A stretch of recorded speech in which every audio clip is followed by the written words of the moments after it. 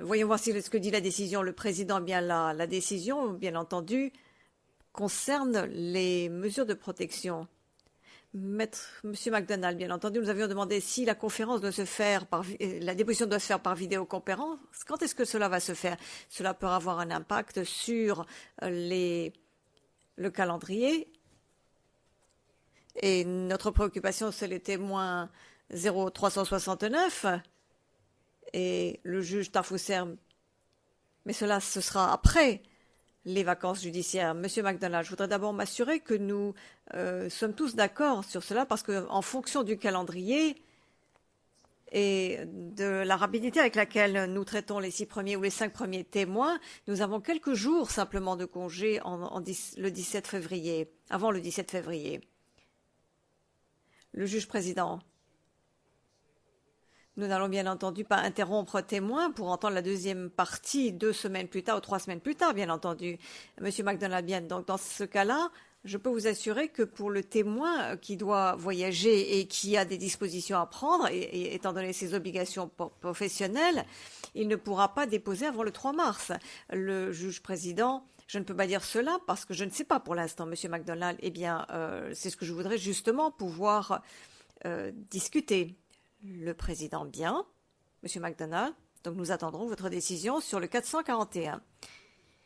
Le président, bien. C'est la décision orale sur 2 questions en attente concernant le témoignage par vidéo, liaison vidéo. L'idée est également de donner des dispositions et des directions pour les mesures protectives pour l'avenir. L'accusation a demandé à ce que le témoin ou les dépositions des témoins 441 et 398 se fassent par liaison vidéo. Et les défenses de M. Gbagbo et de M. Blegoudé se sont opposées à la demande du procureur. Et je ne vais pas donner les références aux écritures parce que je pense que c'est des choses qui sont claires maintenant. La Chambre doit informer le procureur que l'on n'appellera plus le témoin 398, que le procureur n'appellera plus le témoin 398 à témoigner dans un avenir proche, en tous les cas, et qu'il ne fera pas partie des 20 premiers témoins. Et de ce fait, la Chambre décidera à cette étape uniquement concernant le témoin, prendra une décision uniquement concernant le témoin 441. Le témoin 398 tombera dans le cadre des directives pour l'avenir. Concernant le témoin 441, lors de la conférence de mise en état qui s'est tenue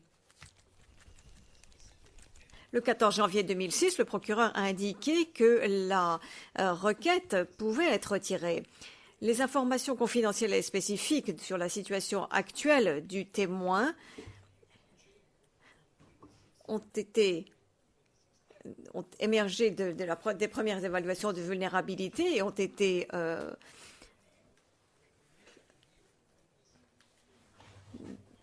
annoncées à la section des victimes et des témoins de la Chambre le 26 janvier 2016. À la lumière de ces informations, la section de protection des victimes et des témoins a recommandé que le témoin P441 soit entendu par liaison vidéo. La faisabilité de la mise en place d'un tel lien vidéo par rapport à un lieu si éloigné où le témoin serait situé a été confirmée par le greffe et de façon plus particulière, les installations et le lieu serait telle que le témoin pourrait voir et entendre la personne qui lui parle ici depuis le prétoire. Deuxièmement, pourrait voir les documents qui lui sont montrés ici depuis le prétoire par les parties et également les participants à la Chambre. Et troisièmement, pourrait annoter tout document et diagramme si nécessaire. Le greffier a également confirmé qu'il serait possible d'établir une liaison vidéo depuis ce lieu éloigné au cours de la semaine pendant laquelle le témoin doit témoigner et recommande l'utilisation de liaisons vidéo. Concernant la vulnérabilité du témoin et la nécessité absolue de conserver et de maintenir la sécurité physique et psychologique ainsi que le bien-être psychologique du témoin, ce sont là des éléments qui doivent prévaloir par rapport à toute considération générale concernant la désirabilité d'avoir ou la possibilité d'avoir une déposition dans ce même prétoire. Il incombe au mandat particulier et à la responsabilité de la section de protection des victimes et des témoins de faire une évaluation professionnelle de la nécessité d'adopter des mesures de protection, et la Chambre serait mal placée de By the same token, the chamber is mindful contredire cette évaluation. Et la Chambre est consciente que toute mesure de protection qui pourrait être appropriée et qui pourrait être requise doit être limitée à ce qui est absolument nécessaire et doit être mise en place de telle façon que cela n'aille pas à l'encontre de l'équité du procès, y compris de la publicité et de l'oralité des procédures. Le greffe a demandé à ce que toutes les dispositions nécessaires soient prises pour que les connexions vidéo pour le témoin P441 soient mises en place de façon à permettre que la déposition se fasse de manière rapide et équitable, notamment concernant la capacité des parties à examiner et à interroger le témoin et à montrer des pièces à conviction nécessaires aux témoins. De ce fait, conformément à l'article 64.2 et au 6E, 61.1 et 69.2 des statuts, conformément aux règles 67 et 88 des règles de preuve et de procédure, la Chambre donne droit à la requête de l'accusation pour le témoin P441.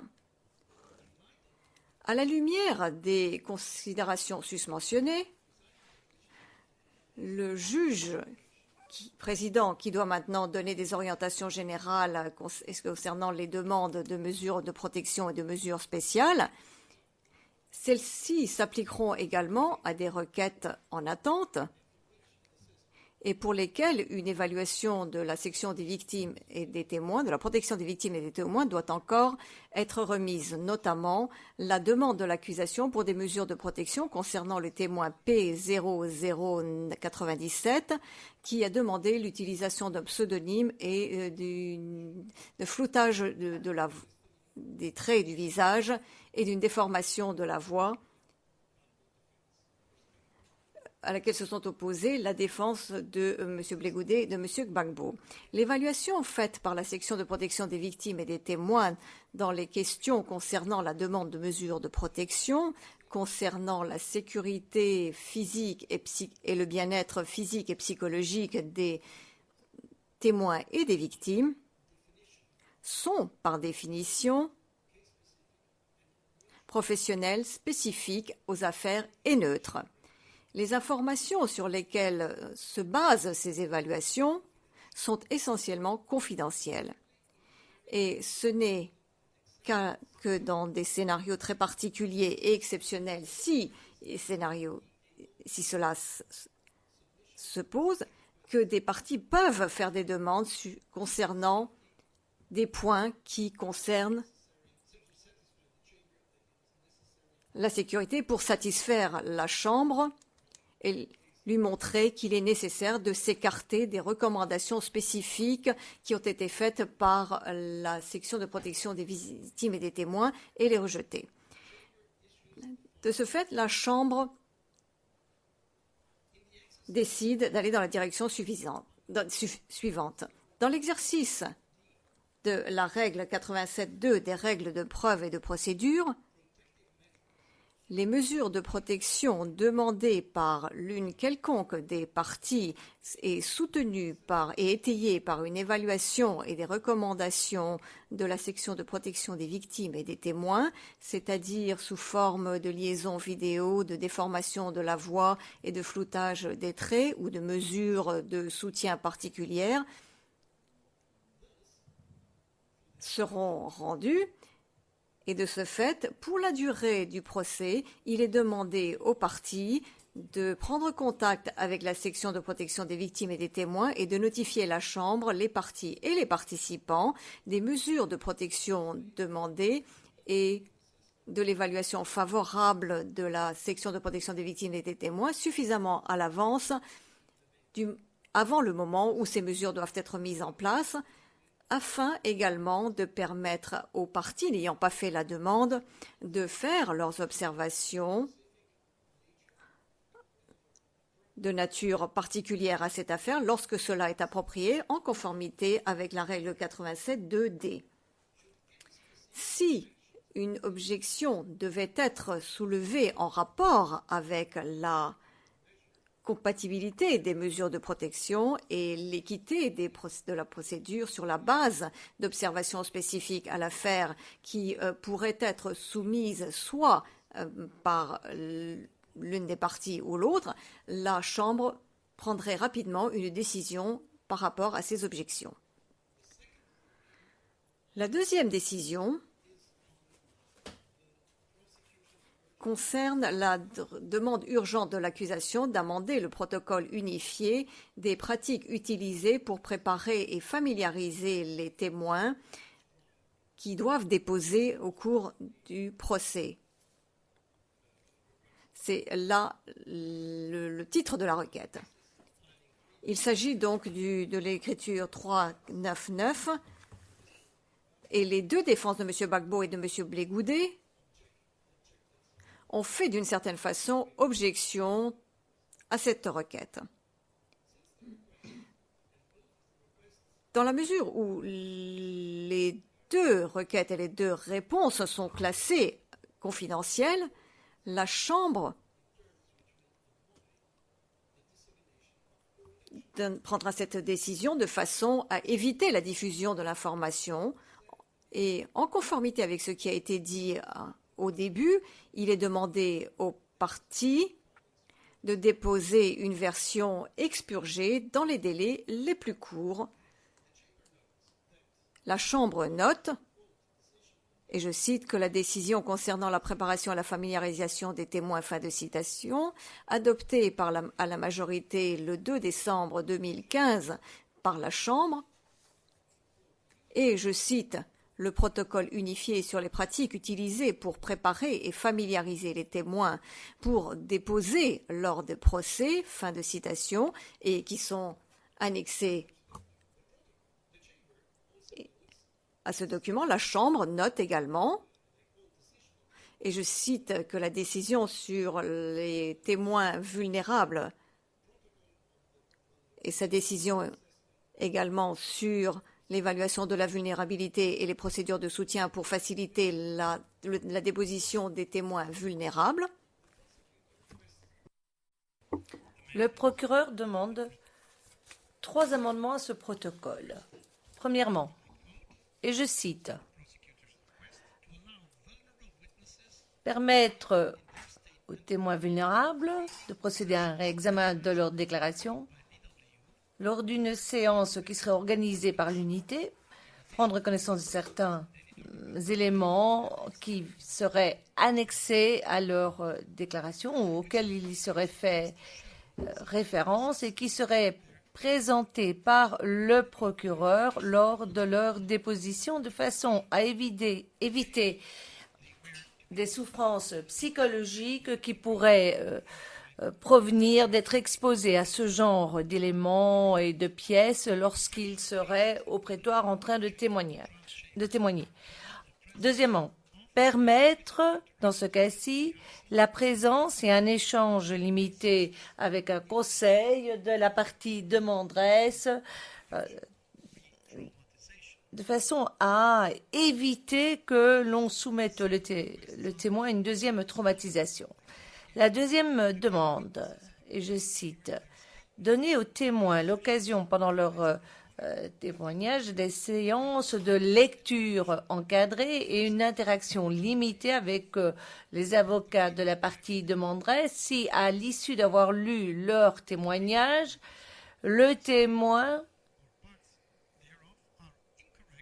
aurait déclaré à l'unité de protection que leur déclaration n'est pas correcte ou est différente de la déclaration que ce témoin se souvient avoir expliquée à la personne qui l'aurait interrogé au départ.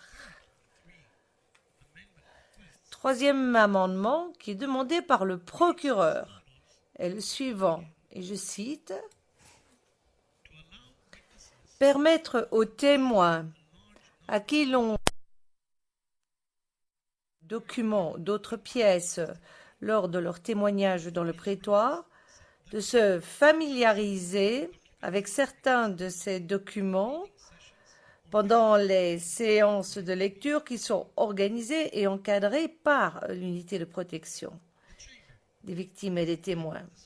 Et la Chambre, après avoir lu les avis des parties, décide la chose suivante.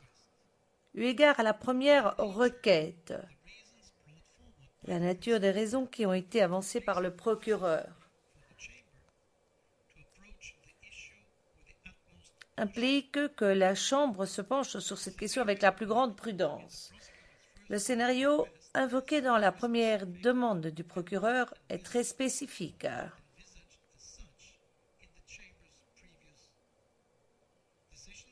Il n'avait pas encore été envisagé, que ce soit dans les décisions de la Chambre ou dans le protocole qui fut adopté par la Chambre. La Chambre est consciente que le scénario tel que décrit pourrait en effet induire un stress dans le chef des victimes ou des témoins et que c'est ce stress qu'il faut éviter. C'est une garantie à offrir. Aussi, la Chambre donne droit à cette première demande aux conditions suivantes. La partie demanderesse fera une demande spécifique à la Chambre. Deuxièmement, l'unité des victimes et des témoins va procéder à une évaluation réelle de façon à pouvoir évaluer le risque de nouvelle traumatisation du témoin sur base des documents et des pièces, un document qui sera joint en annexe ex parte à la demande. Et la Chambre rendra sa décision sur cette demande à la lumière de l'évaluation réalisée par l'unité des victimes et des témoins. Quatrièmement, les contacts avec la partie demanderesse, si autorisés, ne pourront se faire que sous surveillance de l'unité de protection des victimes et des témoins. Et dans une décision que nous avons déjà préalablement prise sur la transmission vidéo, le risque de retraumatisation est couvert par l'expertise de l'unité des victimes et des témoins. Il ne nous appartient pas dans la Chambre de rejeter les évaluations de cette unité. S'agissant de la deuxième requête, la Chambre note qu'alors que le procureur y fait référence au titre d'une mesure qui vise à améliorer la protection et le sentiment de bien-être de ces témoins en permettant de réduire leur stress et leur angoisse